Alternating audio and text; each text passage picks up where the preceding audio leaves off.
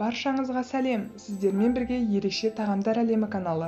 Бүгінгі ұсынатыным өте тез жасалатын және түрлі тағамдардың дәмін келтіретін кәрістің марковча салаты. Ең алдымен ұзынша етіп сәбізімізді үккіштен өткіземіз. Содан соң татымына қарай тұз саламыз, қол күшімен сәл қысып аламыз. Бұл салаттың сочны болып шығуының фишкасы уксус пен судан қосылған қоспада. Дайын өткізілген сәбізге қоспаны құямыз.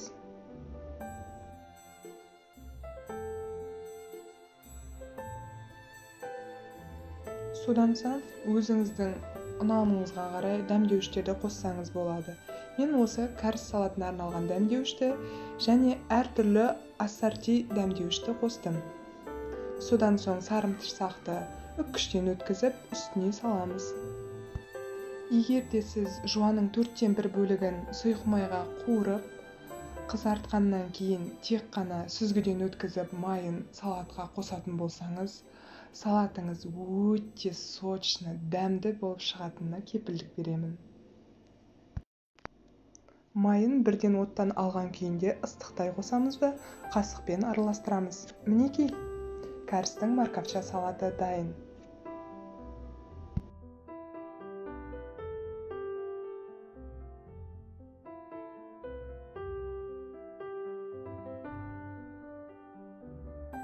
Назар аударғандарыңызға рахмет.